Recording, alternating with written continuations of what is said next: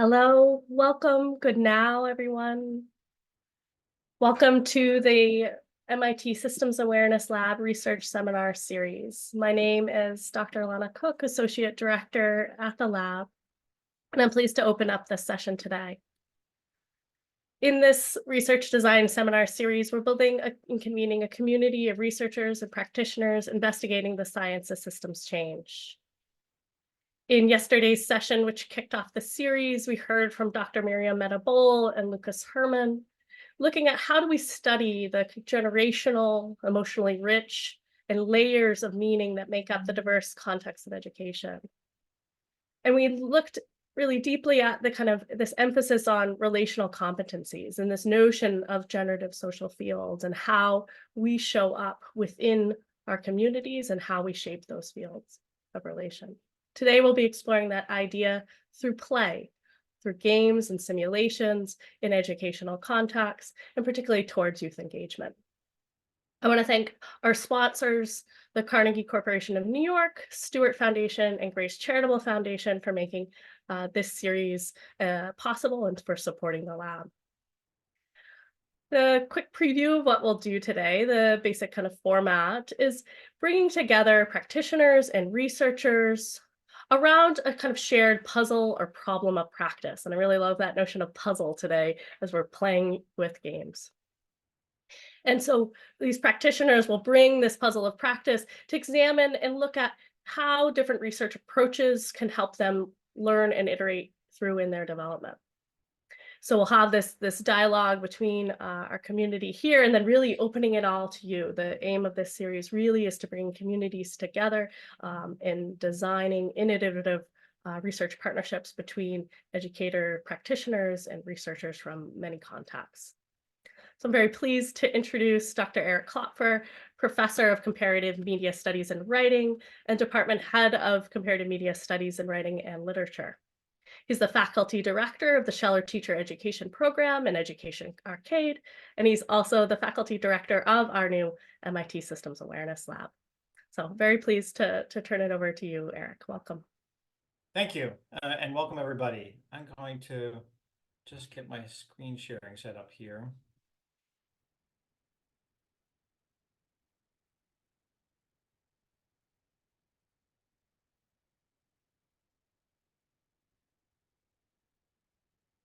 Hopefully that worked for everybody.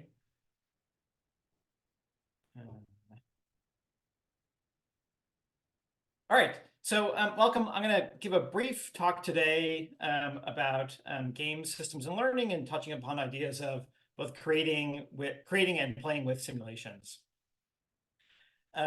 Just a little bit about myself and what I do at MIT. I run our teacher education program. So that's a program at MIT that helps MIT students who want to become math and science teachers get licensed to do so, or just simply explore the area of teaching and learning.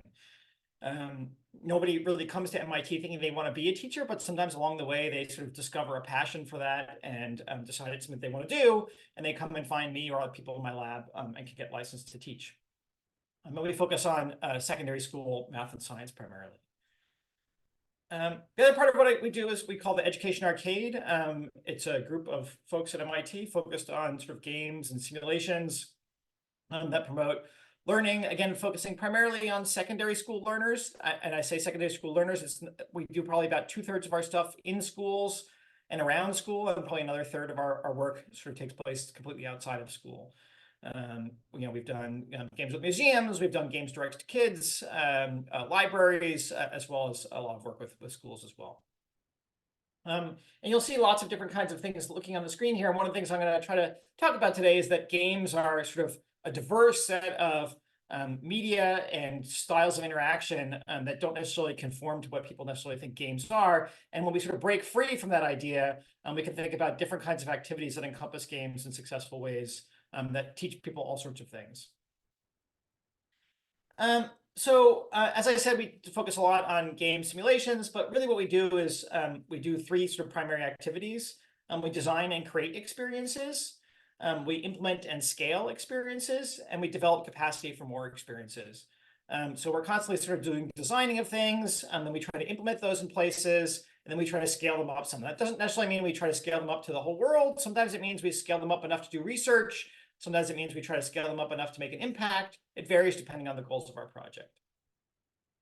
I mean, that sort of suite of things there, we call that design-based research. And sometimes people think research is necessarily where you begin with a hypothesis and then you sort of test the hypothesis and then you end with some conclusion, and it's very sort of linear. The process of design-based research, in contrast, is very much iterative. It's this idea that we begin with some sort of practical problem, and we want to get to the end point where we sort of distill some design principles. But along the way, we're constantly cycling between these different sort of buckets of analyzing problems, developing potential solutions, testing and designing those in practice, and then reflecting to distill design principles. But it doesn't necessarily mean we hop all the way down this way and then back the other way. At any point, you can sort of cycle back to the previous step there as you sort of learn something along the way. So it's a very much dynamic process of research. I also want to say that science is about play, and this is about science, about being play. But you can really think of, we were just talking before, like any sort of expert in a lot of disciplines sort of thinks of that discipline as playful. That could be something where you're exploring history or you're exploring science, but you play with ideas. It's very much that iterative process of going through and testing things, trying out new things. You're sort of bringing expertise to it. You bring enthusiasm to it. It's something that you're passionate about. And so science can be playful. And if you really walk into a lab, you don't see people doing, even though capital R research, not necessarily people doing experiments in linear order. They often have to do that at the end of the process, but along the way, they're sort of playing with ideas on whiteboards, in laboratories, in conversations with other people.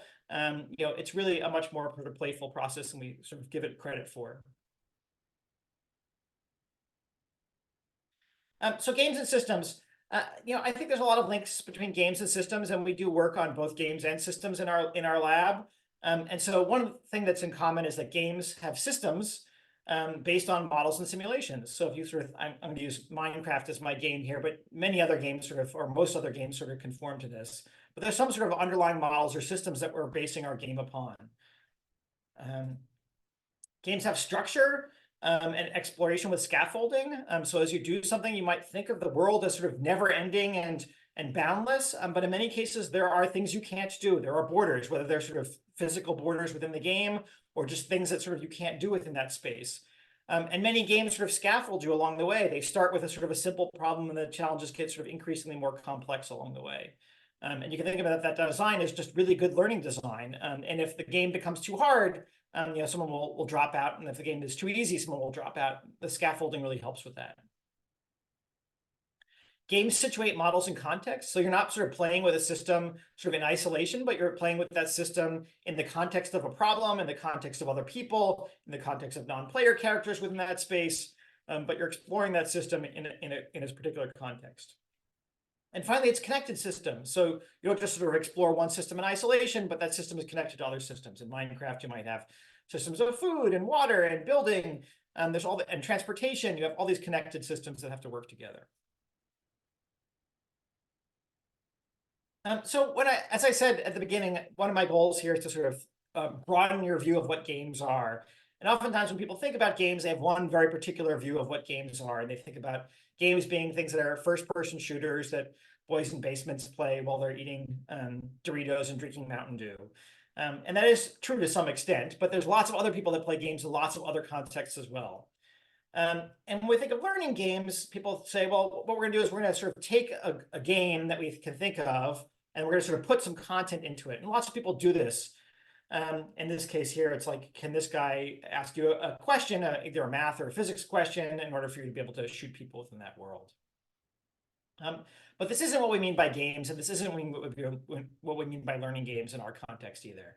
There's lots of ways of thinking about games, and that broader definition of games gives us a much more playful way of thinking about learning. So that idea of sort of stuffing content into games, I think, comes from this idea of Math Blaster, which was a game that definitely sort of stuffed content into the game. The idea was that you had these math problems floating around in space, and if you matched the math problem in space to the math problem at the top of the screen, you could then shoot the thing down. In this case here, the play is very much the reward for learning. It's not like the play is learning, but the play is the reward for learning, so that you get some sort of reward here. You get to shoot something down if you get the problem right in it. This is an idea that many have called chocolate-covered broccoli. And the idea in chocolate-covered broccoli is that broccoli is something that you want kids to eat or to learn, and chocolate is something you know that they like, and so you put the two together in some way where you sort of chocolate coat the broccoli, and then kids will eat that thing. So in this case here, if you put games around mathematics, then kids will like mathematics or do mathematics. And in fact, we argue that this is actually not the case. And in fact, we argue that this is maybe often counterproductive. It's teaching kids that the only reason why they should do math is if we give them a reward for doing it. Rather than teaching them what's fun about math, we're saying that math isn't fun, but we're going to give you something fun afterwards if you do the math. Instead, we think about learning that should be playful. This is my colleague Scott Osterweil's game, Logical Journey to Zumbinis, which you can find reborn on Steam. I think about 10 years ago it was reborn on Steam. It's a game originally from the 1990s. It's a game about mathematics, but you'll never see a math problem on the screen. Because the mathematics is deeply embedded in the playfulness that you have within that space. And it wasn't even sort of thought of as a mathematics game. It was a game that was sort of a playful game that just was based on mathematics. And really that's how we think about this. So I have here the cocoa and the broccoli, and it's really sort of a much deeper integration of those things where you sort of become intertwined and really inseparable. And the sort of the joy and the play and the learning all sort of become one product. So again, the idea that the joy of gaming does not look like this, even though people sometimes think it should. When you're playing games, you don't necessarily look like this as you're playing the games. Instead, you sort of have this idea of what we call pleasant frustration, where pleasant frustration is the idea that you're sort of like on the verge of like something difficult, and the satisfaction in solving that problem comes from the satisfaction in the game comes from solving the problem. So the joy, the thrill comes from I've wrestled with something difficult, and now I've tackled that challenge, and that's very satisfying. It's not because I've gotten like a reward indicator on the screen that makes it satisfying. It's that I've overcome a challenging problem. And in both learning and in games, as I mentioned earlier, we really try to sort of situate learning in this sort of like sweet spot of learning for folks. It's an idea that we call the zone of proximal development, originally from Vygotsky. But you sort of have this ring of things that you can't do or won't do that are just too hard for you to do. There's things that you can do or will do, that's in the middle. And then there's this sweet spot here, which are the things you can do or will do with some help. And that's what we call the zone of proximal development. That's where we want learning to happen. Learning should happen at the edge of your expertise. And that's where games are designed to happen. Again, if games are too hard in that red zone, you'll stop because it's just impossible. If they're too easy in that green zone, you'll stop because it's not any fun. But when they're in that yellow zone there, they're both fun and challenging, and that's where people really find the satisfaction from it. And it's in fact, people talk about, well, games should be fun. To some extent, that's true, and there's debates in the field about whether games should be fun or not, or that's a word we should use around it. I use the word engaging instead. I think that's a better word to capture what people find in the fun of games. It keeps them captivated. It keeps them interested in what they're doing. And that fun also comes from structure. The idea in games is that we have some structure around what we're doing. It's a structured form of play. But it can be fun in that case here. In games, we sort of willingly submit to some arbitrary set of rules in the pursuit of mastery, but only if we can be playful along the way. I don't have another picture, sorry. In golf, for example, the idea in golf is that you sort of have this long stick and a little ball, and you need to sort of hit the ball into a hole that's really far away. We know it'd be much easier to just pick up the ball and put it in the hole, or drive there with your cart and put it in the hole. But that's not fun because it's not challenging enough. And so the game is structured in a way to be sort of challenging enough to give you some fun along the way. And that's what we think about sort of structuring playful experiences. Scott, who I mentioned from the Zumbinis, and also sort of has that the golf metaphor, talks about 4 freedoms of play.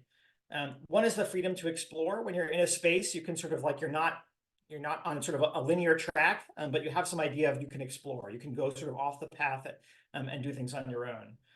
One of the most important ones that we don't really respect in school very well is the freedom to fail.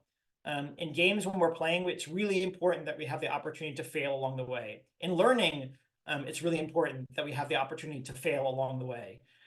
It's really, it's an important part of learning, and it's an important part of exploring games. The freedom of identity, we can take on the role of different characters within those spaces. And finally, the freedom of effort. When we're playing games, we often sort of can play hard for a while, and we sort of ease up for a while, and then we might play hard for a while. And the idea is that along the way, we can sort of attune ourselves to the game in the ways that we feel comfortable doing so. Games themselves aren't sort of the learning experience. We need to reflect on those, and we often need to have other experiences combined with them. So we think about the action reflection cycle as an important way to do that. The game might be the experience, but then we reflect on the game, and we have other resources that help us build understanding about the game. And we constantly iterate between these things. So we're constantly having experiences, reflecting on those experiences, having resources around those experiences. And that reflection often comes with other experts along the way. Those could be teachers, mentors, other people in the system. I'm just going to close with two quick examples of some games that we've worked on in our lab. One is which we call our participatory simulations. These are sort of whole class simulation games that are aided with smartphones along the way. We had an original one about a virus moving around a classroom, which I don't do so much anymore because lots of viruses did move around classrooms. And now people actually have a much greater understanding of that system than they used to, which is, I think, really amazing. But the idea here is that you have a smartphone and you can sort of enact systems by sort of like either interacting with other people or interacting with objects around the room. And ultimately, it's a very social experience. I'm interacting with other people in the space. The simulation comes not from the fact that I'm doing something technical, but the simulation comes from the fact that other people in the room are interacting with the same system. This one is a game we call the fishing game, which is really a game about the tragedy of the commons, where people sort of go around the classroom and fish in different areas around the classroom and ultimately overfish them, and they need to think about ways they can regulate those spaces. One of our newer games we call We Are In This Together. It's sort of an idea of that sort of space of participatory simulations where there's a whole class simulation that combines AR and VR with it. So the idea is that students are situated in an augmented reality space within a classroom. They're sort of participating together.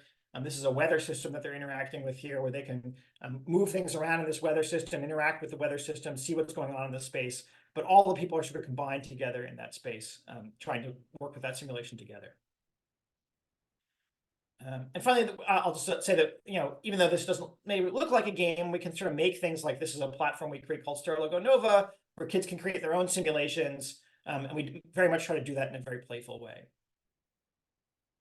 And I'll close with this quote here from Jim G, that good learning should feel like good video games. It doesn't need to look like it. So oftentimes what people focus on when they're trying to engage kids in sort of thinking about playful learning is I'm going to make high fidelity graphics on a screen. That's the most important thing. That's what kids will identify as a game.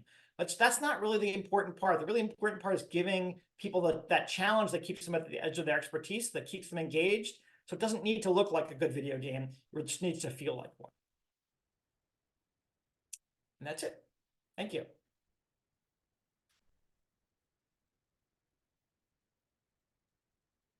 Fantastic. Thank you, Eric. And before we move to the youth team, I wanted to just I love that notion of science as play, of playing with ideas.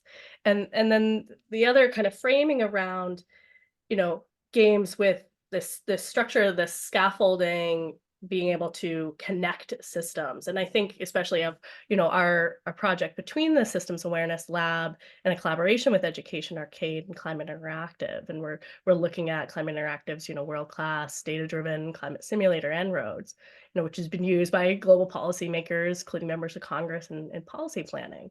But that the tool, the simulator itself, may not be as accessible to young people. And so that's, the kind of heart of our collaboration. And I was just thinking of how can we use games to make such tools, which are really modeling complex systems, more accessible to young people. So what would be maybe some advice as we're thinking about that collaboration, given what you've said in terms of not about fun or just, animated flashy graphics, but more about this notion of engagement and that kind of stretching in that sort of zone of proximal development when engaging with really complex, emotionally laden subjects like climate change?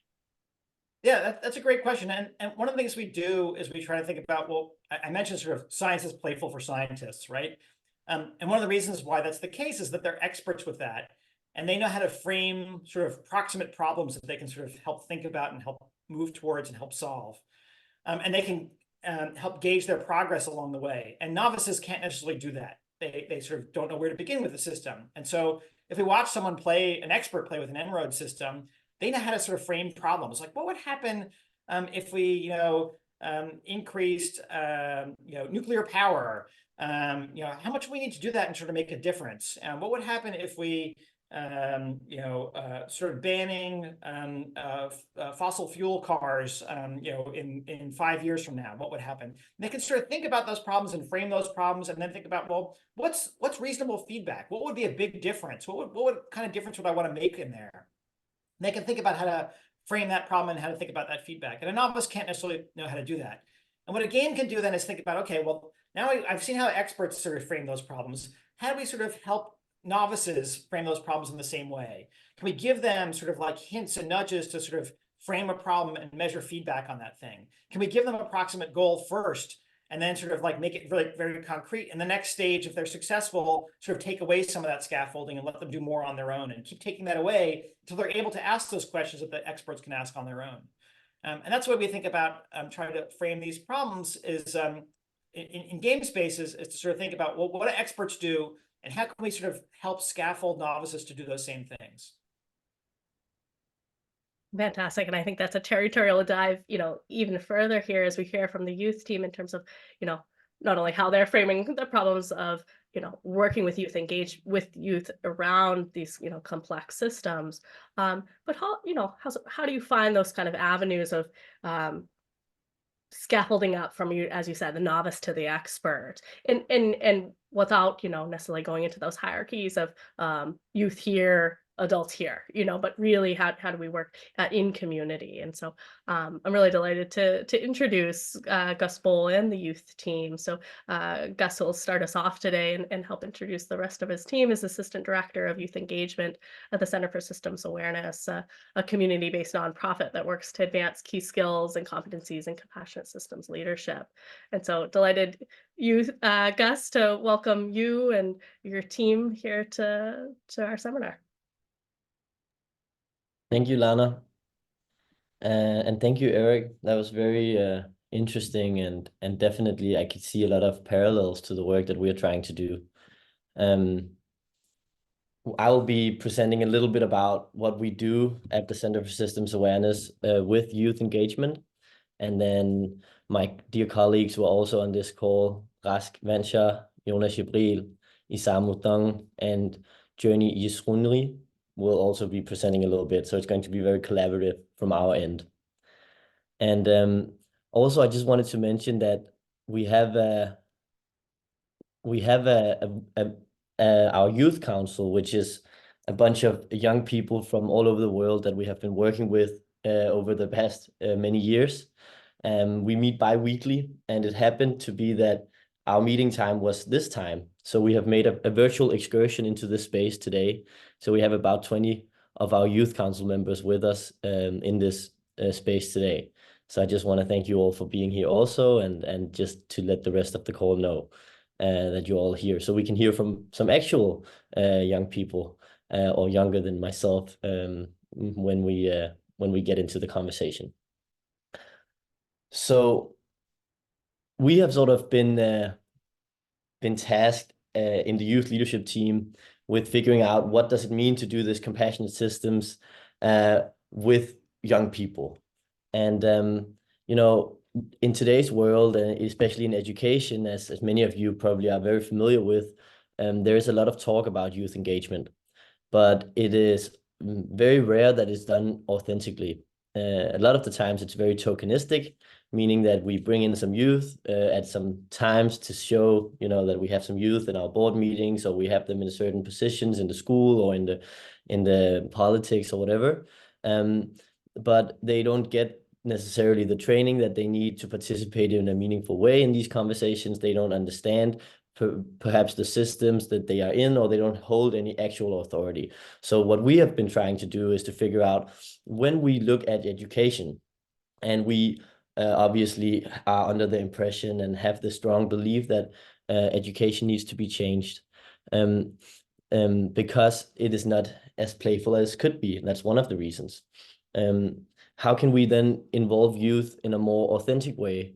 And that's one of the sort of the main things that we will be sort of pondering today, and also it just in general in our work.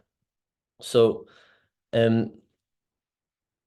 when we think about education, and one of the reasons why I personally didn't like to go to school was because it wasn't any fun. And I know that Eric just told us that games doesn't have to be fun, but at least engaging, right? And for me, it wasn't engaging either. And I remember vividly starting in first grade, they had playtime quite often when I was very young, and then you had an hour to play, and then afterwards you had to do school. And that dichotomy was really strongly imprinted into me and all of my peers here in Denmark, where I'm from, but I know school systems all over the world do very similar things. So the difference, like Eric said, with the games, that the broccoli and the chocolate, right? It's a really strong thing in education, that learning is not fun. So we have to do all the fun stuff around to sort of have the kids endure education. And we're not sure that it has to be that way, because human beings are curious and we want to learn, and all children and all of you that have children or work in education know that we are very curious. But in order for that curiosity to be sort of maintained and kept alive, and that creativity, there's a few components that we need to be more engaged. And one of the things that we have found is that, allowing the youth to have some agency over their own learning. So when Eric told us about the freedoms of play, one of the things is that you need to have some agency. And obviously, he also said that there should be structure, right? And we believe that too. You can't just tell the kids, now teach yourself. But we can actually give them a lot more agency about how they want to be taught. So that it would be much more engaging to go to school. And I'll just explain a few of the ways that we have been working with kids and young people across the world, and then I'll let my colleagues share with you two problems that we thought would be interesting to discuss and sort of explore together here today. So we've been working with ambassador students in schools, sort of saying that we can have some kids teaching other kids in the school about this compassionate systems work that we do. And the reason why we do that is also because it's much more engaging and much more fun to have somebody that you can relate to, that knows why they're taught what they're taught, teach you about it, than always just having adults sort of designing the school system and doing it to you. So that's also why we have brought our very young youth leaders with us today, Journey and Isamu. They will also be presenting, and they are also a part of our youth team, because although I'm only 26, I'm already, in the eyes of 13-year-old, one of the old ones. So we work in these ambassador groups, and then we work a lot around the sustainable development goals and the big problems of the world, including climate change, has been one of our main focuses. And the reason why we do that is because that when you give the students this agency to choose what they want to do in education, they will choose what is meaningful for them. And what is meaningful for the young people is actually what is needed to learn for the future that they will be inhabiting. It's not strange at all, but somehow that's not what we do in general education. We've been working a lot with the En-ROAD simulator that Lana also briefly mentioned, which is a simulator that simulates all the different inputs and outputs of the climate crisis in terms of carbon in the atmosphere and equivalents. And that's also where one of our questions today will be exploring. And then we've been working with these ambassador groups, collaborative projects, bringing students together from different parts of the world. And then we have our youth council that I already mentioned today.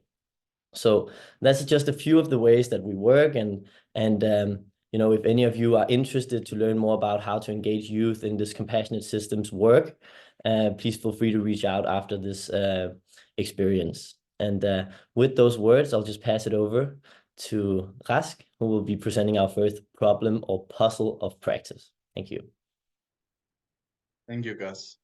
Yeah, and I'll just be like sharing some of the, ponderings or puzzles that we face in our experience with working with schools and with students trying to, create more compassionate systems in the schools, and helping the students become more aware of, their own inner landscape and their own relational way of being in the world, and understanding of the world at large. And I think one of the goals that Eric shared that they had was around being, finding the balance between being playful and meaningful, and the learning experiences to be playful and meaningful. And I think my puzzle is somewhat around that, or at least the tension between the seriousness and the fun, so to say. Because a lot of this work is quite serious in some ways, trying to examine our own, emotional habits and habitual ways of showing up to other people that might not always be super pleasant, and it can be quite sensitive, a quite sensitive area. So what we are very focused on is to try to be very, aware of that, and try to be very sensitive to that when we facilitate spaces where we want people to open up for that. But that can quite often become a bit too serious. And how can we, through play, invite that vulnerability in, and that, meaning in, so that we, through play, begin to build these generative social fields, which is one of the things that we are very focused on. And it's not that I see that they can coexist, the playful and the meaningfulness, but I just see a tension in how to facilitate those when you really get into some of the deeper layers that we might not be very used to engaging in learning experiences. So that's one of the tensions that we usually balance, and something that we're constantly learning more about and are really interested in. So that's kind of the puzzle that I've been pondering recently, and I'll just pass it to Isamu to add a few comments to this, tension. Well, first of all, thank you, Rask. And hello, everyone. Hello to all the familiar faces, and also new people here. I'm a 17-year-old calling in from Southern California, and I'm part of the Youth Council, and I'm very excited and grateful that I get to share out a little bit of, cultivating generative social fields with use in a constructive manner. And I think like so much of today's world is wrapped around in like an attention economy, and especially for young people, they are essentially grow their childhood. We have smartphones in our hands, right? And I think it's so easy to get caught up, watching, YouTube or Instagram, and become more and more disconnected from the world around us. And I think it's also a little bit of, a mixed message, so to speak, because on the one hand, we do want youth engaging, as in the civics and in the world, and grappling with the issues.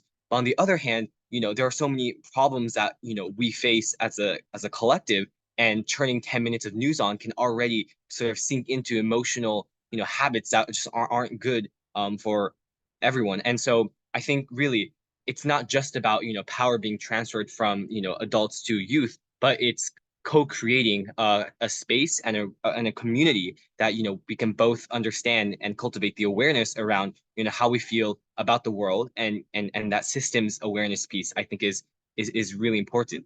And for me personally, the emotional regulation and the emotional literacy side of this work, in terms of the groundings and the check-ins, have been such a tremendous help for me, understanding how I show up in the world, how I show up with others in the space, and then how that influences the larger system. And I think focusing around building that community and building that sense of belonging, that it's okay, it's normalized to be vulnerable, and it's normalized to have these open conversations about what we genuinely feel instead of being disconnected, I think is, incredibly important. And so that's really, why I love this community that I'm in, and why I, constantly want to engage with young people and with adults, is because I know that, compassion is going to be the key to a harmonious future. And the further we remain divided, that's just not going to solve much of anything. And I think, just understanding that it's not just about, transactional things. It's really about transforming each other by being together in similar spaces. I think that's like one of the more important aspects that I believe to be as part of what we do here. And with that, I'll pass it on to Jonas for a bit more. Thank you, Samu.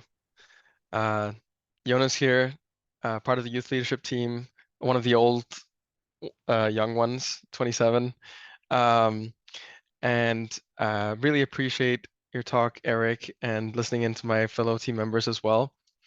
I am going to riff off of what Isamu was talking about with the kind of demands on our awareness, or on our attention, that a lot of youth and also adults face today. So one of my ponderings is it possible to make games that don't monopolize your attention in the same way that many games do, and kind of draw you in, but somehow also help to foster some of those emotional regulation capacities and contemplative capacities that we're training in, well, mainly through contemplative work, meditations and such. But is there a way that you could be very engaged in a game and at the same time have an incentive to have contact with yourself, for example? I think that would be a really interesting concept for a game.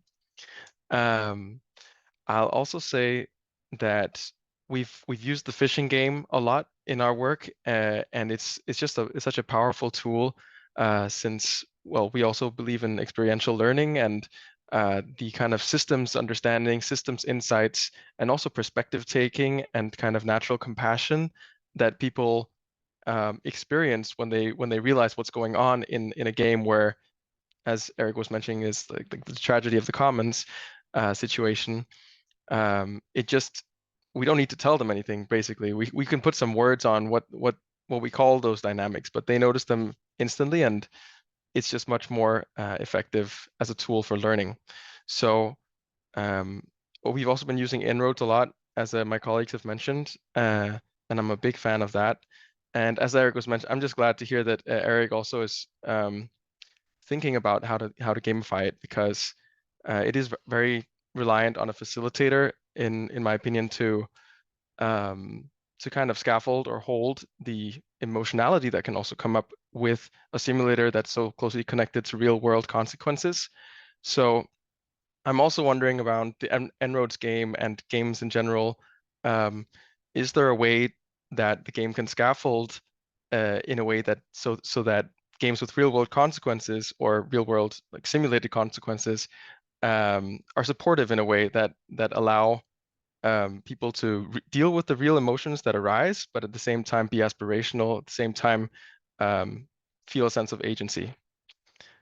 So those are some of my ponderings, and I'll pass the word to Journey.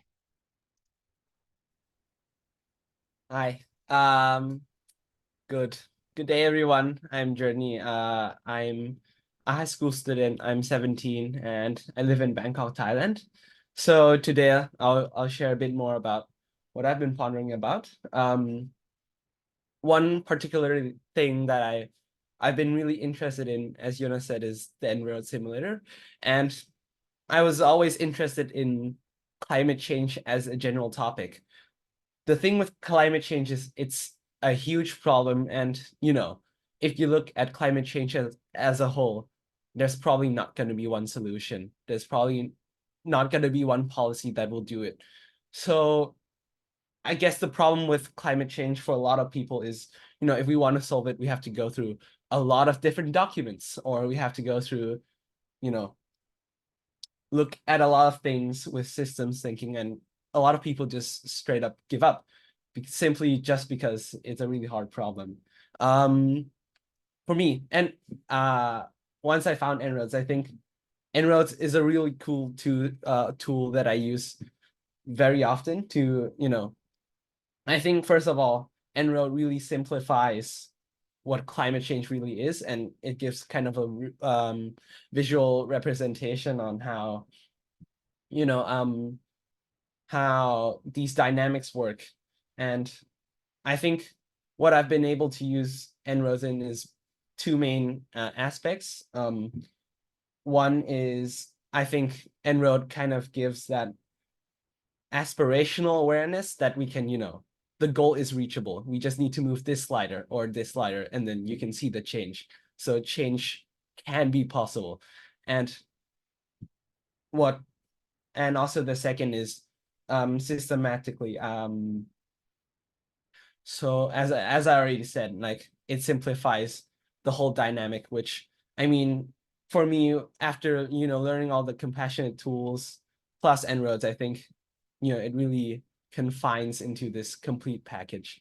So another thing I want to say is, I hope one day we can also make a tool like this a bit more simple for the even younger ones. For example, I think it's probably going to be very important if the lower school or grade 1 to grade 6 students also know what global warming is and climate change. And that's what I have to share. Thank you, Journey, and thank you to my whole team. A few of the puzzles I'll just conclude that we raise are: how can we build generative social fields through play? How can we hold the creative tension between being real about issues like climate change or refugees, but also aspirational, and then make it a playful experience to learn about issues that are also super relevant because they are huge problems? And how can we build compassion into that?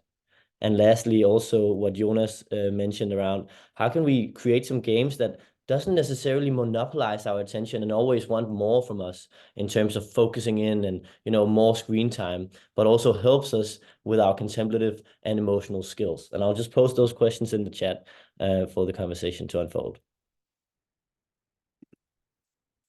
Fantastic. Thank you all for those provocations. And I think it gives so much for all of us to really be chewing on. I'd love to invite Eric back in, along with, to really be in discussion with our youth council and youth team here, as well as my colleagues, or Eric's colleagues on the from Education Arcade and the Scheller Teacher Education Program. So we have in the space Dan Roy, Judy Perry, just to kind of join this discussion around, those provocations. How do we build? Maybe we start there. How do we build generative social fields through play? And I heard these themes around, through play, inviting in vulnerability or the role of facilitation and working with kind of emotional tension. So love to start there.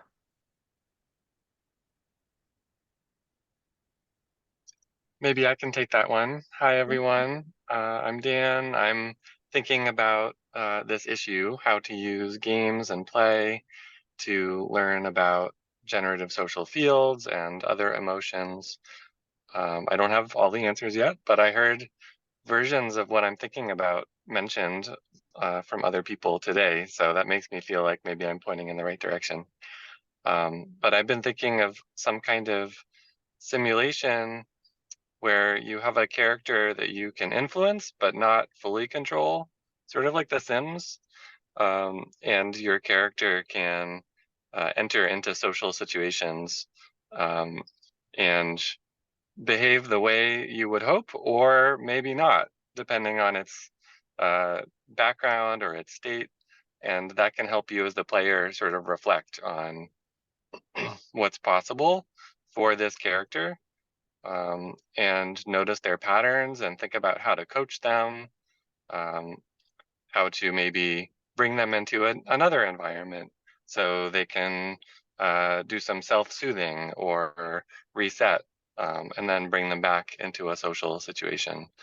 And you might see social moves that you want to do, but are not available to your character yet. So that's something to work toward. We're also thinking about how to bring sort of the body sensing into that, and maybe some biofeedback at some point. That's aspirational. So I'll just sort of leave that game thought there. Hi, I'm happy to build on that, Dan. I think a lot of what you were pointing to makes a lot of sense in terms of sort of merging sort of the mental aspects of the gameplay, the physical, the sort of emotional.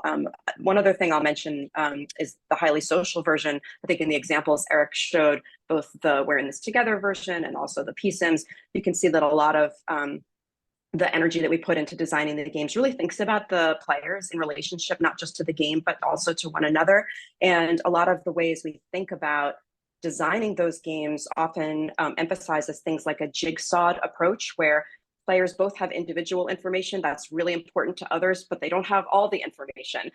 So the game structure itself really benefits when students realize what they have, but what they don't have, and the ways in which they need to collaborate and have that positive interdependence with other players. And that also promotes, I think, a sense of active listening. A lot of those really, to me, are kind of the essential ingredients of maybe what we can begin to understand as parts of generative social fields. And I think that individual in relation to themselves, and also in relation to the group, and the way that the game structure both acknowledges and maybe even nurtures and supports that, so that students see the real benefit in listening to one another, and also with sharing in thoughtful ways. As a practice space, not just for whatever that game content is, but almost for life, right? As a way to sort of build those habits and build those skills. I was playing a game once in Ohio with a zoo, and they had a student there, and I was watching a group of 6 players play, and one student was an amazing facilitator of her group, and she was like a real leader, and she was having other people listen to one another, and it was amazing. And I whispered, I didn't know the kids because I was just coming in to observe them that day, and I was watching, and the chaperone, and I said, that student is amazing. And she said, that student is a troublemaker. And I said, what? And she said, yeah, that student is disruptive. It doesn't do her work, all of these things. And I could not reconcile those two until I could, of course, because this was so unlike a traditional school space, and really allowed the student to show up in a different way and to exercise different skills. And I will never, ever forget that as sort of I think a healthy and also in some ways challenging reminder of the ways in which the structures we set up have unanticipated consequences, and maybe exploring new structures and social structures through games or other ways, of course, can be really powerful. So I just wanted to sort of add that because I think it's so relevant to that concept of youth engagement and agency and collaboration in social fields. So a lot to think about. Well, I can share my life example, because as a child I used to play wargaming, and it's interesting that I figured out now that I used to play games like Romans or ancient Greeks or whatever.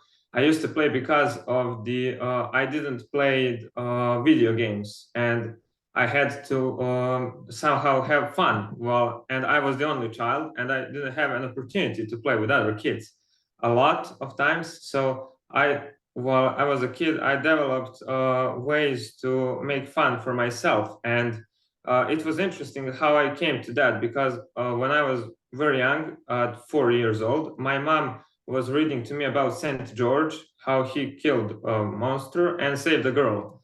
And and through that, I actually started playing these war games because I was excited about knights and that stuff. But also through that, I developed this generative social field because I started to care about others. And it's simply well, that's right. And later, new knowledges reinforced my beliefs.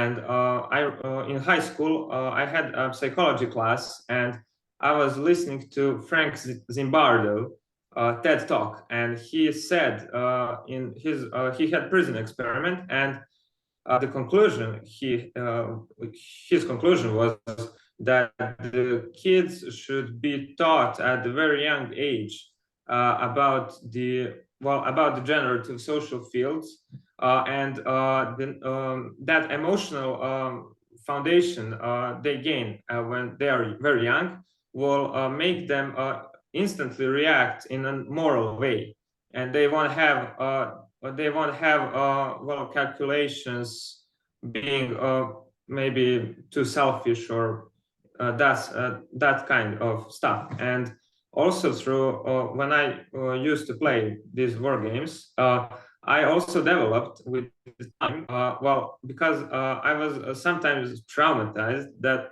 for example, we in Serbia are very nationalist oriented and unsatisfied. And I always looked at the Middle Ages when Serbia was successful. And at first point, when I was a kid, I was very excited at the point when Serbia was strong and that stuff, mighty, kid stuff. But with the time, I realized that that was bad because that destroyed Serbia. So I started to think how that past could be done in a different way, so that and I started making simulations in which while reading history, in which the outcome of the historical events would be different. And in that way, I actually developed, better way to understand how world really functions.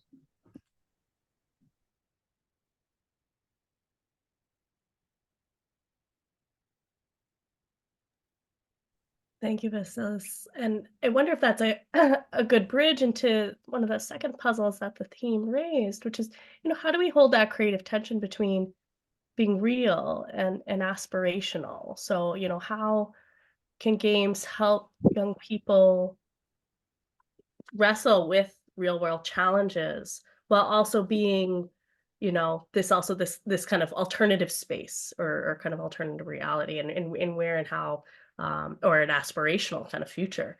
So how do you think about that tension? Curious to get your thoughts, Eric, Judy, Dan, as you think about this puzzle of practice. Yeah, I mean, I think it's about sort of activating people to sort of do real world things. I don't think necessarily the game and the real world thing need to be the same. I think, but one outcome of the game might be that you're activated to do things in the real world. So, if it's about, if it's a game about climate change, I might be sort of like playing with sort of like really big issues in climate change at the global scale that I can't necessarily affect it in it as an individual. But ultimately, sort of maybe an outcome of that is thinking about, well, what's the one thing that I think is really important, and what's the one thing that I can do about that?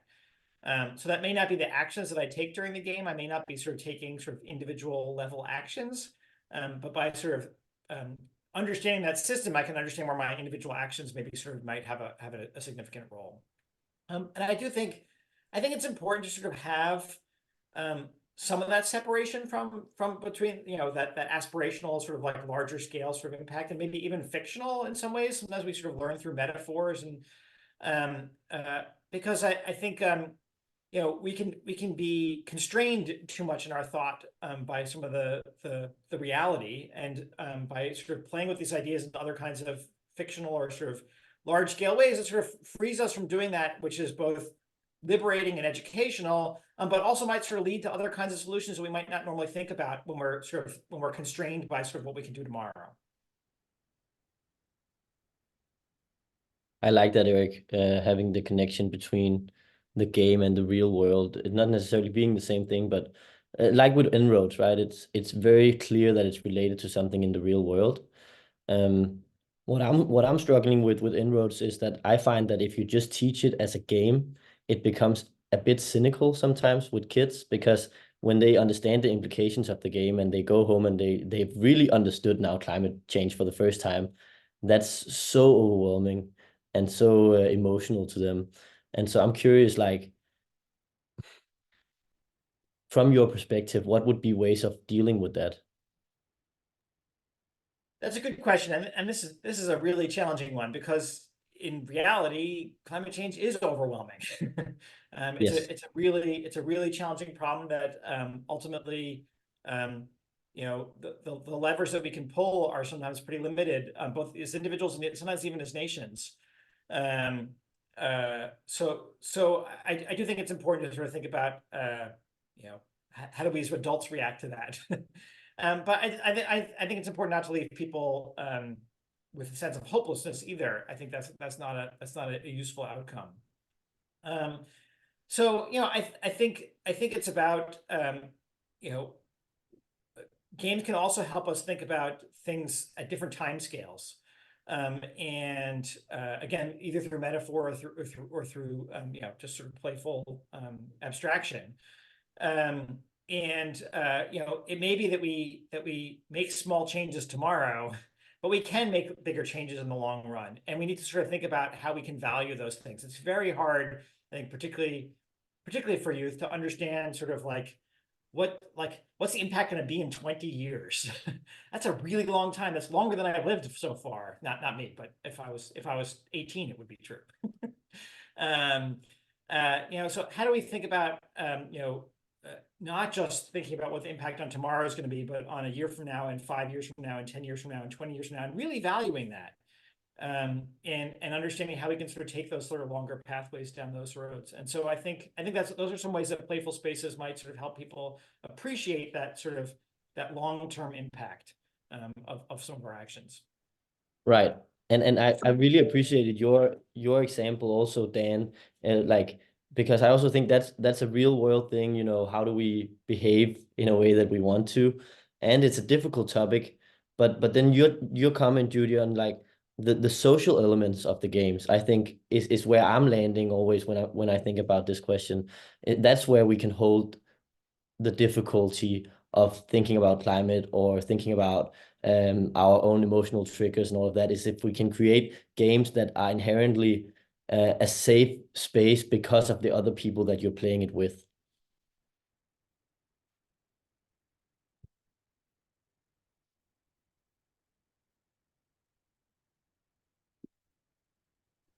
And so I'm going to have us kind of create some safe spaces to play with these ideas by moving us, we'll do a little journaling reflection and then moving into just some small breakouts for about 10 minutes, just so we can meet one another and talk with how do these themes, ideas, questions, relate to your work. And then we'll come back together for the last 15 minutes in open conversation, but just making a moment, maybe getting out a journal, a text window.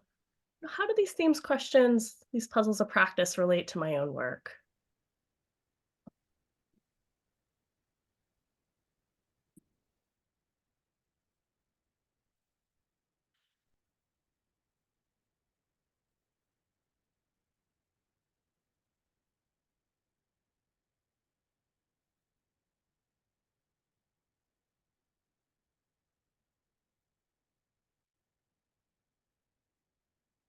And I'll invite the students also to think about what are some of the times where you feel like this has been working for you?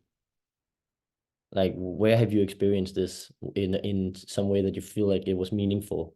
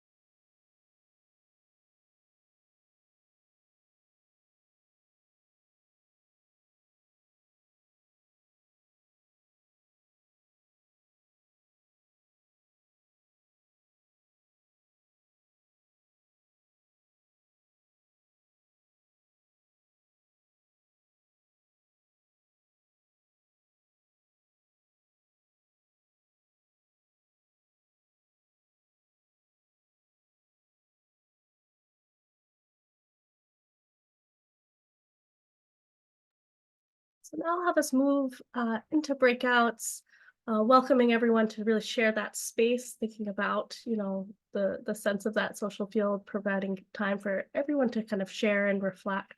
So we'll be there for about 10 minutes in groups of 3 to 4, so maybe 2 to 3 minutes of sharing each. And then we'll come back with, how to explore this territory even further. So enjoy your breakouts.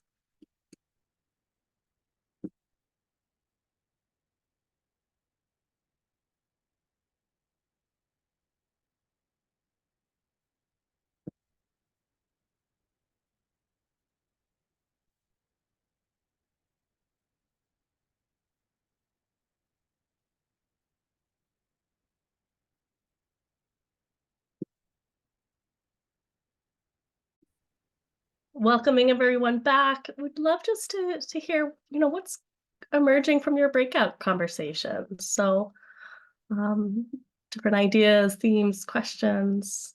So feel free to unmute, use the raise hand chat.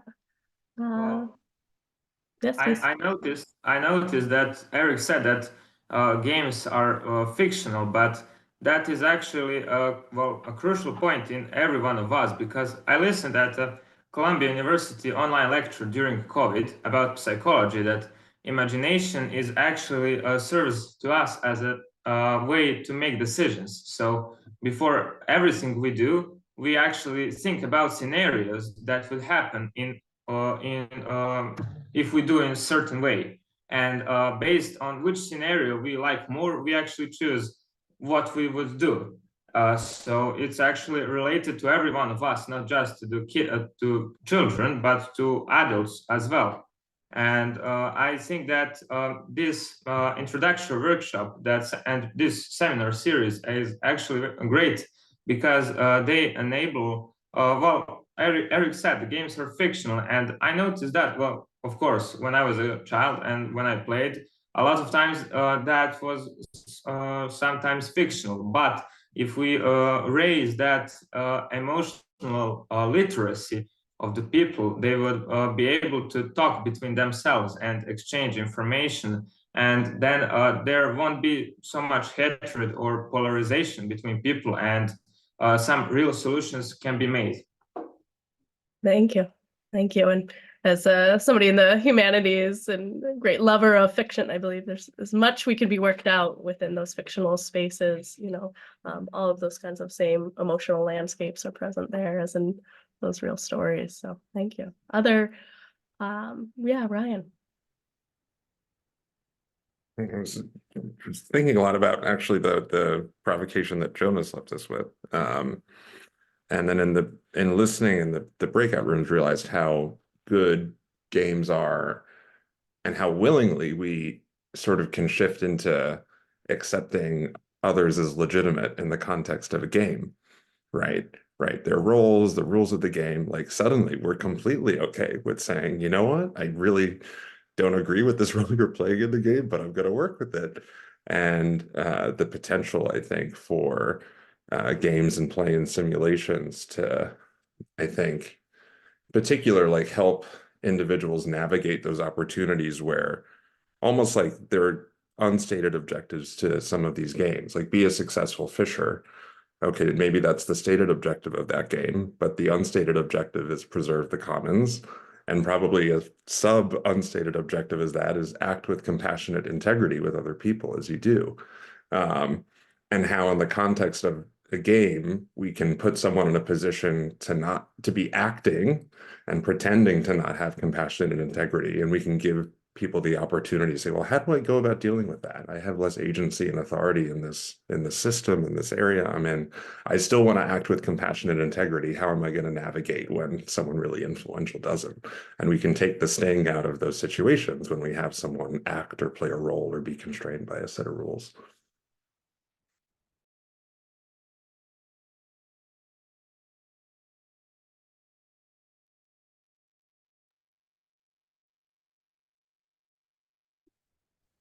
Yeah, and Eric, Judy, Dan, I don't know if you want to talk at all about that role of character in having that kind of role playing and how that functions in games. Just to spend a moment there on Ryan's point.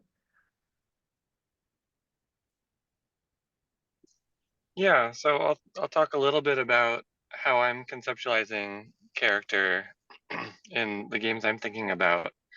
I'm thinking that there's a character that isn't you, but that shares some commonalities with you. So as you team up with this character and notice its patterns and try to coach it, you might reflect on, are those patterns that also exist within you? But also that you would have some distance from the character. So if the character is triggered in some way, that you, the player, don't have to be triggered, because if you also were triggered, that might cloud you from noticing the patterns or being able to see a way out of it. So I think a little bit of distance can help sometimes. And then also, if the character is not you, you could play multiple characters and see, well, how is it like for this kind of person moving through the world? And now how is it for this other kind of person? And that can help build some empathy or compassion. Yeah. Oh, thank you, Dan. Savalay? Savalai. Hi. Hi, everyone. I just wanted to share that this past Saturday, I went to Caltech Forum on the future of games, and I really enjoyed the vibe of that event because there were these like people who had been in games forever. I met Ed Zobrist. He's at USC now. He's the person who changed the business model of Fortnite and made it blow up to $5 billion. You know, there were these people there and they're just kind of like, well, we climbed that peak, you know, the whole making games totally profitable and a giant industry. And now what's next? And I really like how they talked about what was next. It was very humanistic and all about using games to reimagine the world into a better place, all about health and wellness and caring for the planet. Cecil Kim from that game company was there, and he gave kind of like the closing speech. And it was just wonderful because his view of games really encompassed everyone, from little kids to grandmas. He shared this letter from a grandmother who played Sky and how it helped her just kind of like connect with herself and other players and create a community and just solve that isolation problem that she was having. I don't know if there are any Animal Crossing fans here. I played a lot of Animal Crossing during COVID pandemic with my daughter as a way to not only, you know, keep her busy and engaged because we were just sitting at home, right? But when you log on to Animal Crossing and go visit friends' islands, it really felt like we were going over there and seeing their rooms and running around and, oh, you decorated your museum this way. And yeah, so it was really, really helpful during that period we all went through. So I'm very, very excited to see what's ahead. Like I think about the next 5 years with games and all this AR, VR stuff. I think VR is still not comfortable. I can't really stay in it for more than 20 minutes without feeling like, oh, I need to sit down. But I just joined a project at USC. They're using VR to look at modeling molecular pathways and using that for STEM education, education around diabetes. So that's kind of the space that I'm working in, and it's just so great to see the larger games community out there that they're like, you know what, we're done shooting up people, we're done driving cars over things. It's now time to use this platform, this tech that we have to actually do something that matters. That's fantastic, Savalay, just to hear of that, you know, new direction and frontier for that community, and exciting to think about this work really at those intersections. Christopher. Hello. So in my group, we talked more extensively on like the whole aspect of using games in education, more specifically in mathematics.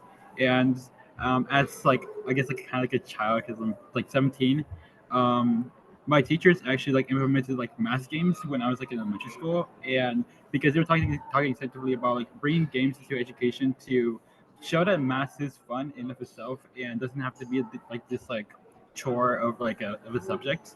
And what I noticed is that like looking back at my progress, my teachers always made like math like fun. So like we would always like do like some activities using like shapes or angles or even just like doing like the whole like rapid like mathematics tests. We were always like having like this like whole competition to see like who could get like the most correct in like a minute or something. And what I realized is that through the usage of games, I actually developed a love for like and like a passion for like for education and learning, and it led me to like have much more like academic success later on in my education career and as well as just in life in general, because with the use of mathematics, I was actually like at a camping trip like pretty recently, and through my learning of like angles and like how like shapes work, we had to do like something where we had to like throw like this like bag of our foods, and we had to like, throw it up on this tree.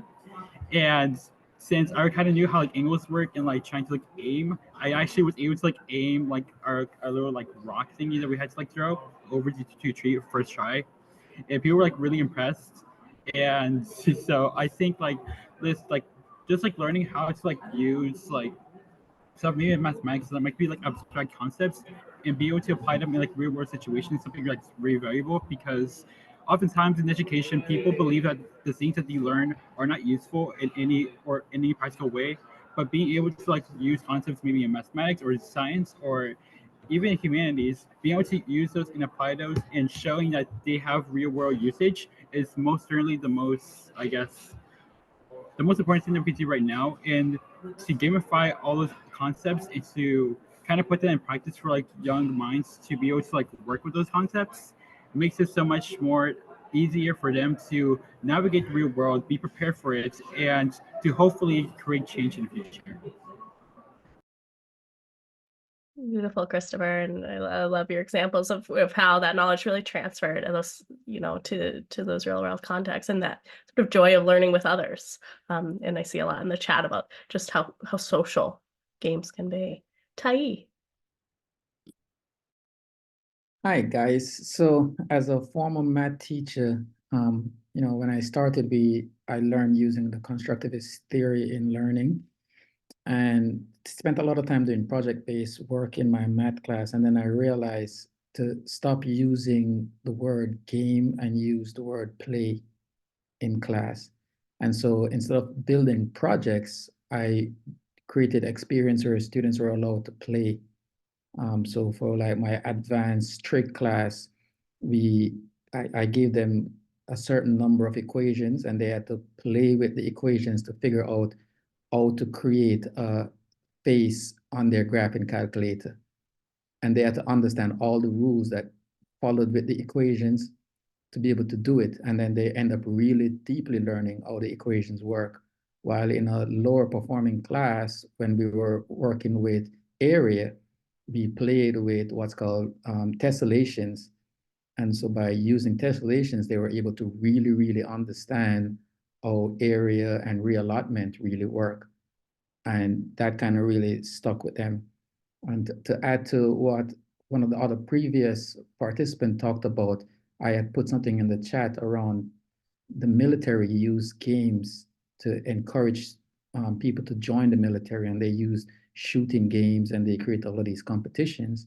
So when are we in education going to get wise and use games and play to be able to develop the social emotional awareness and learning that needs to happen inside of the classroom, as to what Dan was speaking about, where you can be multiple persons without being attached to the character, and then eventually move from being disconnected, working with the character, to actually starting to realize where you have the same characteristics as the character, and then be able to move forward.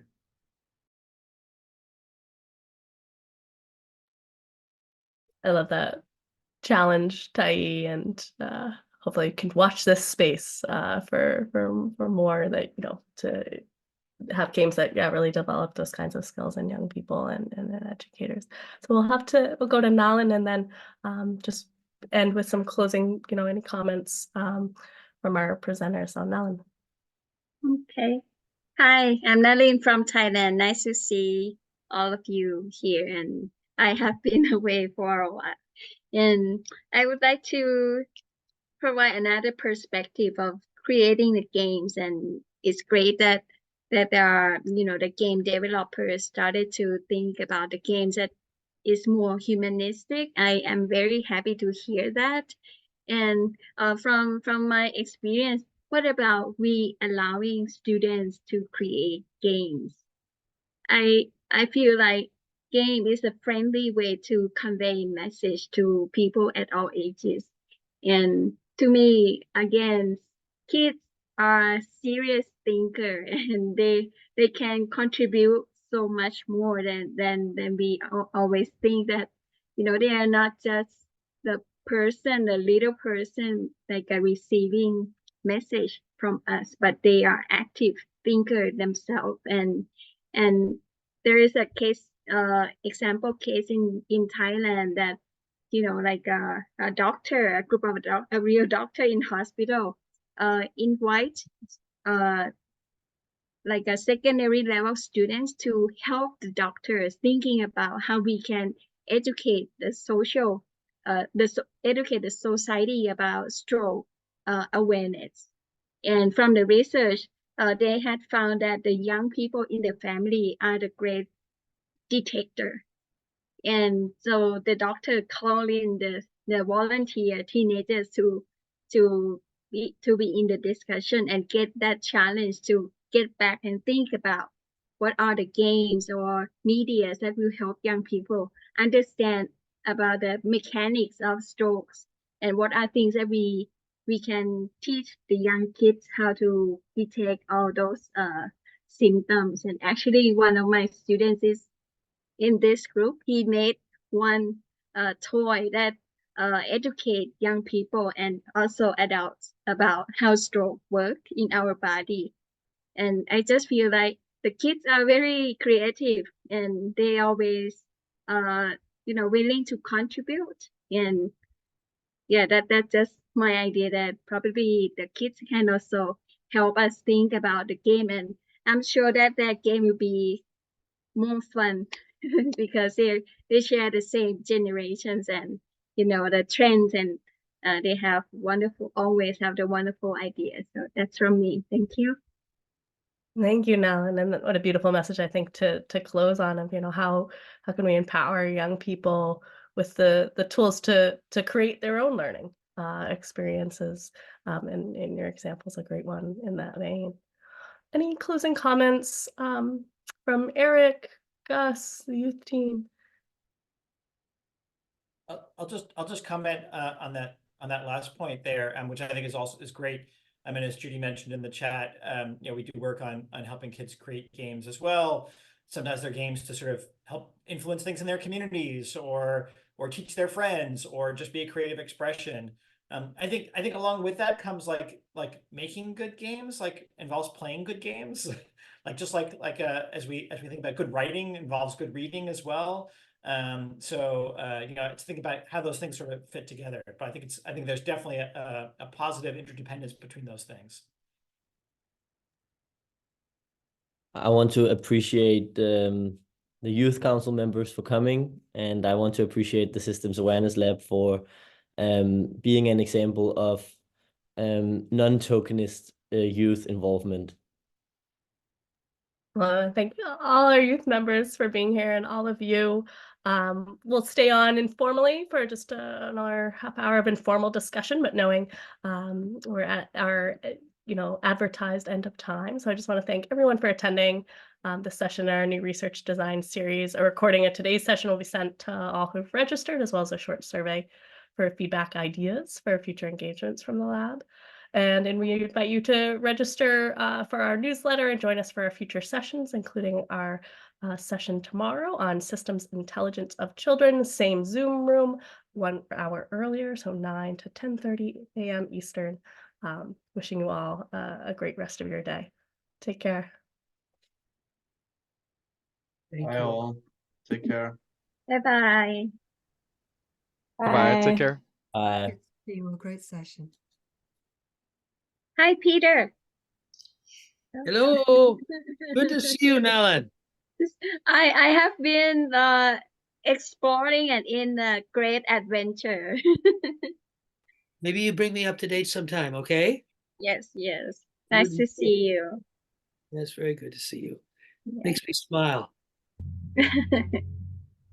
Hi, Tatiana. I see a question. I saw you had a comment earlier in the chat that I was hoping we could dive into. Yes, I just didn't want to get anyone's time, but I just wanted to share this experience here in Brazil. I work with pedagogical projects, and the thing is how to create conditions to to work with projects that are really interested for the kids and, you know, make them, not make them, that's terrible, but engage them in putting out their ideas and creating new ideas during the process. And we started with a social entrepreneurship, and it was amazing. One of the kids got to the school one day and said, I'm so upset with all this stray dogs, who's taking care of them?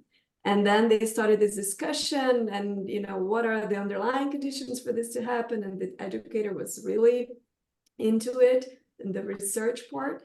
And then they wanted to work on the solutions. And that's where we developed this framework of social entrepreneurship. So, okay, this is what we're going to do. And these are the NGOs that work in this area. And the kids started creating products with their illustrations and to raise funds so that this NGOs could enhance their action in the area. So they did. We created this online store with digital mock-ups. The kids started using designing tools and learning about marketing and communication and expressing themselves. So their math rates went up, their literacy rates went up. So it was just an amazing, and the way they mobilized, they were really skillful in mobilizing the community. So they ended up teaching the marketing coach about that, and it was amazing. So all these kids that no one knew were so good at drawing, so good at communicating, so good in talking about money and how much things cost, and strategically planning who to talk to, where to go the next day to get that information, to get that person to help us. So they started interacting with the community. And by the end of the season, the teachers told me, Tatiana, I had never had the problem of excessive engagement. So it was great. And, you know, it's not exactly a game, but since it uses a lot of screen to measure the sale, to see the graphs, the sales graph, to create the online store, the designing tools. So it's a good user, let's say, of the screen and the designing tools and everything, the apps, but also let's engage with the community. We stay here to learn something, and then we go out in the world and interact and try to bring something that is genuine, something that is ours to solve the problems we see. So it's been a very nice experience. Now it's been going on for 3 years, and it's something worth to share, I think. Yeah, congratulations on that project. And I think that just illustrates so nicely the ways games like that can really engage with the real world, right? It's not just the simulation, and the ways that it's connecting all of these different areas of domains of knowledge and skill, you know, within this one kind of project. Thank you for sharing that. And Nora? Yeah, thank you, Tatiana. That was super interesting to hear. And I have a question for Dan, and it goes back to Lana, what we were talking about in our breakout, just that idea of using, you know, a layered type of game that would help teachers understand like complex situations of kids' lives to become more compassionate. And I'm just wondering, when you talked about that kind of experience of game, I asked you in the chat if you were thinking about it for kids or adults, but I'm curious how you see it as a possibility in kind of teacher training to help them see the more whole experience of a kid in a classroom. Yeah, great question. And Lana may have thoughts on this too, because she and I talked about this a bunch. But so I've designed games for kids, and I've designed games for adults, and I've designed games for people who play games, and I've designed games for people who don't play games. For this one, I was thinking to start with people who do play games.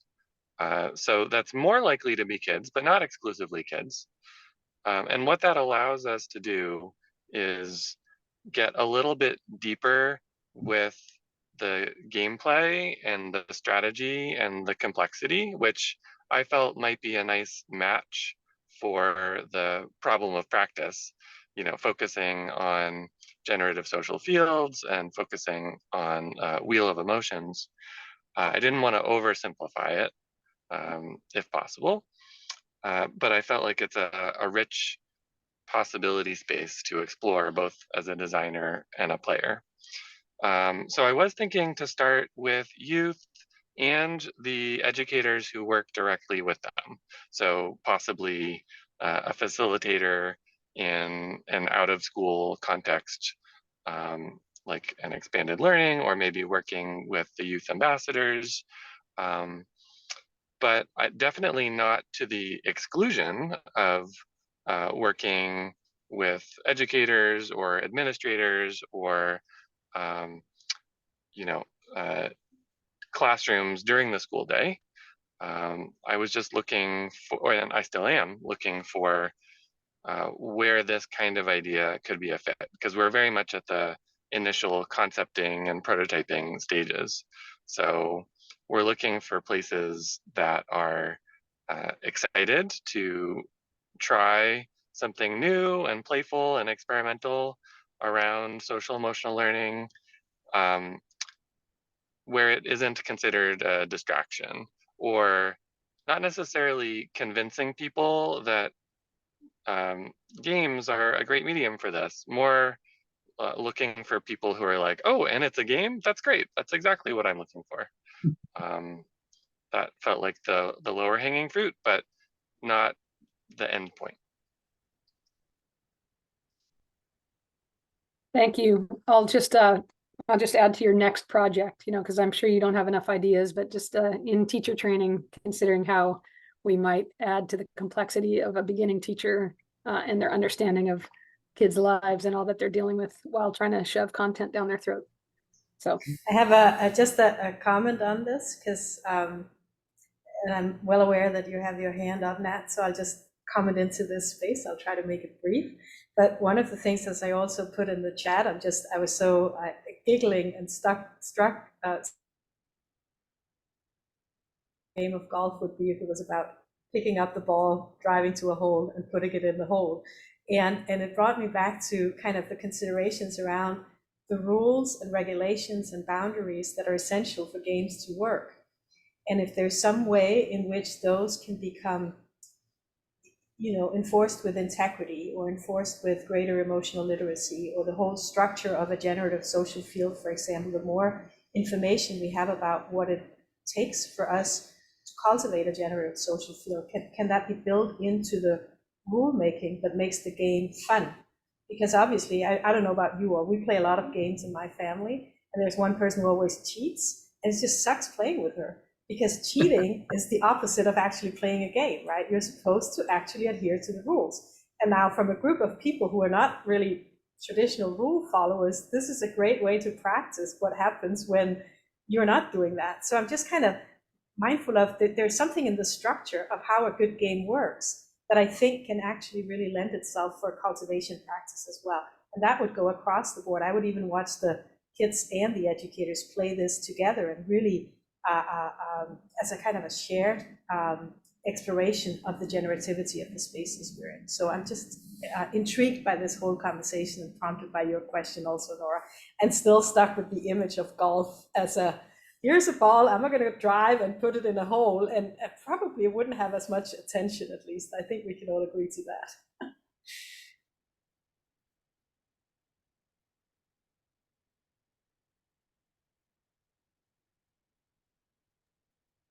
Yeah, Nat. And I guess. I wanted to ask, like, because personally, from my experience, like, kind of doing research on like small kids, because I had to do the kind of like an interactive model to help teach kids about stroke. I wanted to know, like, in terms of interactivity, it's very crucial to children's learning. And I'm just wondering, like, how do you kind of balance the funness and also being like giving them information, and how to not overload the kids with too much information?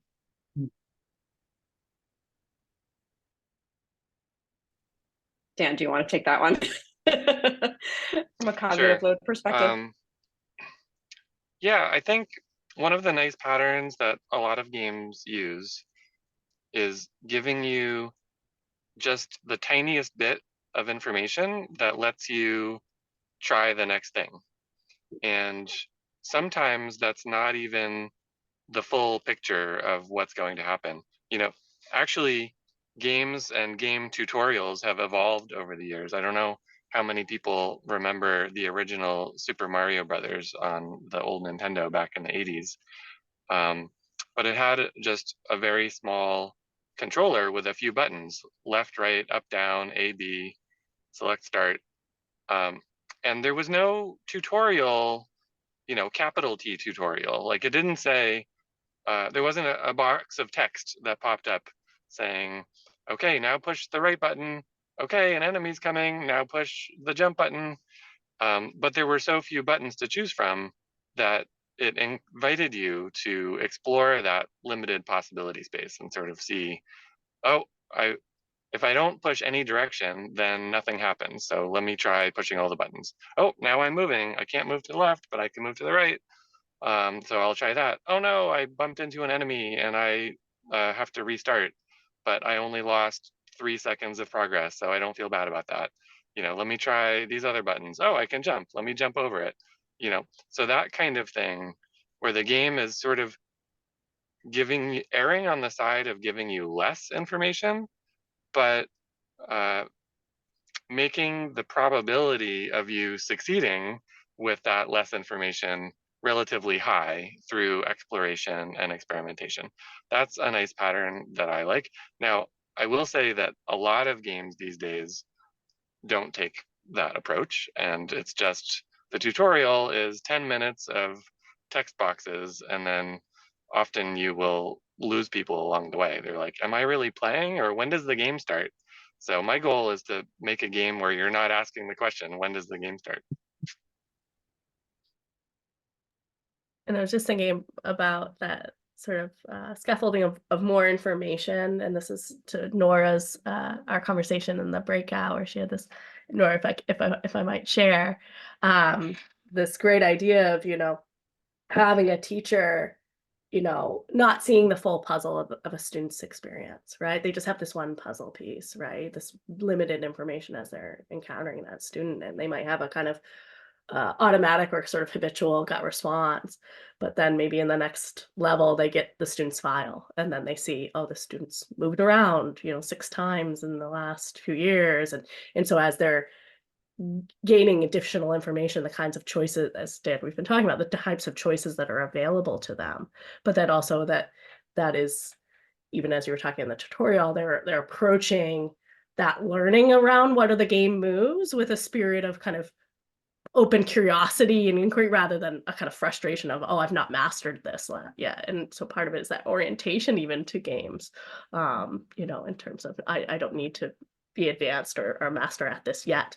I'm learning along the way, and how teacher education could be, you know, maybe modeled in a similar way, rather than I have to come in as a knowledgeable expert who knows all things, versus a more open kind of system. I noticed, by the way, that in Serbia there are a lot of civic engagement, national non-governmental organizations, and I noticed that they all have a lack of emotional literacy, and that's why they actually don't appeal to the majority of the population, because they're more politically aligned, and they don't try really to do something. They just stick to their, you know, ideology. And also, I attended Yale Young Global Scholars, and the professor Samuel Moyne also talked about that there is about human rights movements, how, well, it has positive impacts, of course, but it doesn't, sometimes it doesn't do its role completely, but it stays aside from the problems. And I think this can be seen in the turmoil in the world, because even if there are a lot of these NGOs, there are still a lot of problems. And then there is the opposite example. Well, Jonas from a center asked something about dreams, and I remember example of Napoleon. He actually slept during Battle of Wagram he said he will sleep for 10 minutes and to rest during the battle, and he did that, and he took rest, and he woke up after exactly 10 minutes, and he won the battle. But he neither had that emotional literacy that made him stop in his conquerings. And when I actually think from introductory workshop we had last week, I made a conclusion that that's actually probably in human's nature, that people constantly want to spread, to improve themselves, and they probably don't have that emotional literacy that will stop them at some point in that territorial expansion or whatever.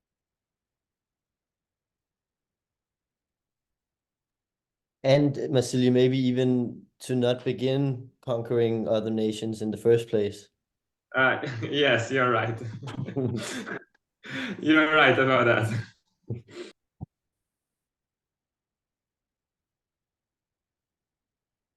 It was my fault already at the beginning. Maybe this is the epitome of learning here. Develop enough emotional literacy that we don't start conquering other countries. It's basically it, isn't it? Well, yes, because that's true. Because people, they tend to be too emotional and to think just about their own tribe. They don't think about other tribes, about other nations. Well, I see here in Serbia on Balkans, and actually all the problems, they came out because Balkans have a lot of mountains. For example, France, it's there are not so geographical barriers to make different countries. And there were, if you look at the France, for example, there are regional differences, and they are made by the river, by rivers, by mountains. And here in Balkans, you actually have them more, and people fight only because of geographic conditions. And not only, but there's a saying in systems thinking, Vasily, maybe you remember it, that structure shapes behavior. Yes, and that's yes. also true for conflict. Yeah. Yes, of course. But I also added that other, geographical, and there is also anthropological But influence. let's see though if anybody else wants to share something. Okay. Yeah, and I was just thinking about, Ryan, that your comment about wherein in games we maybe are invited to see people as legitimate others, in a kind of different way, in where and how games could be modeling that kind of orientation, particularly when we think about these kinds of global conflicts and divides, and where in that space of game can we come in new relation, and where and how we transfer those skills into other spaces. And so I think that's a piece that we don't have any answers here yet, but a place that we're really interested in designing into. So I'll maybe leave us there with some pondering as we come to the close of our time. Did Nat want to go? I noticed that Nat wanted to speak before. He had Nat, did you have anything else to add? I don't think so. I just wanted to say thank you for the answer. That's all. I wanted to ask if anyone here has played with that Exploratorium exhibit where there's blue team and red team, and all you do is button mash, and one side wins. Okay, so my kids and I basically lived at the Exploratorium because we were homeschoolers in San Francisco, so we'd wake up and we just spend, and I've been a gamer for quite some time. I'm quite good at button mashing. And Siva, my son, he's my trainee. He's quite good at button mashing. Usually head to head, I win, but sometimes he wins. So you know, we started this routine of like, I take one color, he takes the other color, and we button mash and we compete against each other. But normally, like, people will join in, right? Like, and you can tell it's such an interesting social experiment because people always join the one that's winning. Doesn't matter. It's like there's no position. Just we're red team, you're blue team, we're gonna win, and that's the objective. And so sometimes we kind of like skew the game because Steve and I don't look like we're related, so that also helps. So like sometimes I would like pretend to lose and then he goes ahead and then people would switch teams sometimes because they're like, oh, blue is winning. And then red would like come back and it was very, very weird. So I find myself thinking, I wonder if one day neuroscience research will tell us that some people are just more inclined to be in group, out group than others. Because for me, I feel like I was never an in group, out group type of person. Even when I was a kid, I just felt like this is silly. I don't want to, you know, and my kids are similar and I don't think it's all nurture. And yeah, it's definitely interesting because I really can't relate to tribalism, not in sports, not in, you know, but it's very common. I'm in LA, so it's like Lakers territory and we hate all the other teams. Well, I know that, you know, there is some pretty good neuroscience on empathy, which is inherently in-group based and racist. And so I think everybody has it to some extent. I'm curious, Mette, what you know about this. It is an evolutionary trait, but as all other things, of course, it manifests differently in different people. And for some, it's a much stronger conviction. And a lot of our conditioning throughout life, our upbringing, our exposure to what in-groups do and what out-groups do and so on, will impact, of course, how we relate to and orient ourselves vis-a-vis this particular domain. But it is inherent in all of us. And I mean, we see it, of course, coming out when there's conflict and pressure and so on. What Vashili was illustrating before, that once there's a lot of chaos and conflict in our area, we tend to find the ones that believe the same as we do and orient themselves as we do and so on and team up with them. So that kind of mechanism is available for all of us.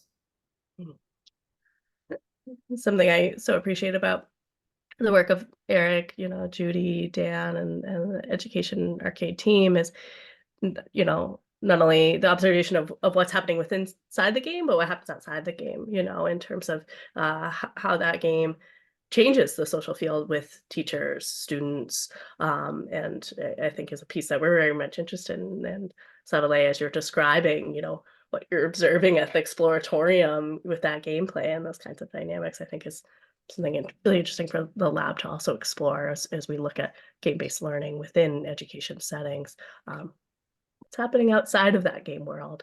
Does that change the dynamics? Oh, Ryan.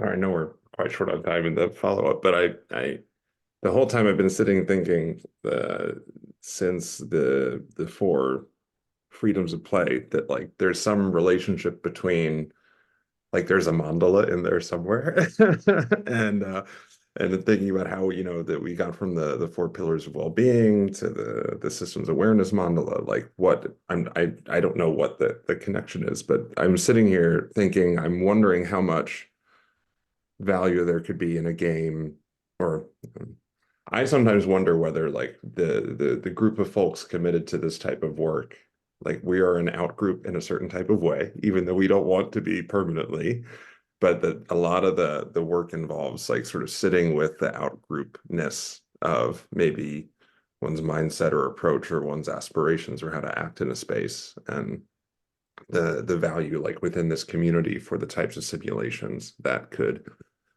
in addition to and complement, right, like the contemplative practice and the other things that we do to prepare ourselves, right, to be in these places and to act in these systems, if there are these types of simulations or games that can sort of jumpstart our capacities for compassion in ways as well. And that, that line that sort of sat with me yesterday from the session, it's like, there's the sense that you're not just allowing others to be legitimate, but you have to really sit and let yourself be a legitimate other in certain contexts, and what what work there could be in that space for sort of this community of folks who are committed to this type of work. Well, the year is 2024, so the moment's going to unfold before us in America here, Dan. I was wondering if now might be the moment to kind of come up with some quick game to surface tribalism and see how, I mean, there are about to be a lot of illegitimate others, because I remember experiencing that. All my friends just went like this. And it's going to happen again, might be even worse this time. A lot of families also. I really appreciate your comment, Ryan, and I think it's so interesting, like to think of us like as an in group or an out group, as you said, and then I think and the way I view it, at least, like our task then becomes, how can we not contribute to polarization, although being an out group or in group, and sort of position ourselves in the place of balance for the greater good. Because subcultures and in groups and out groups, they almost always contribute to the polarization, although they're the good side. And so I think the compassionate stance is like is trying to find the balance, and then placing ourselves in that balanced spot. Obviously much easier said than done, but definitely to me an exciting quest. And also just, I mean, maybe noticing that when we identify as the out group, we immediately become an in group just by the virtue of that. So I agree that balancing point, the in-between group people, the ones that can actively take a stance of compassion, is probably what's called for in these trying times in our world. Well, let's get designing. So thank you all for staying on this rich follow-on discussion. Hope to see you tomorrow, and wishing you all well. Take care. Friends, Bye. I see something. Thank you so much. Bye.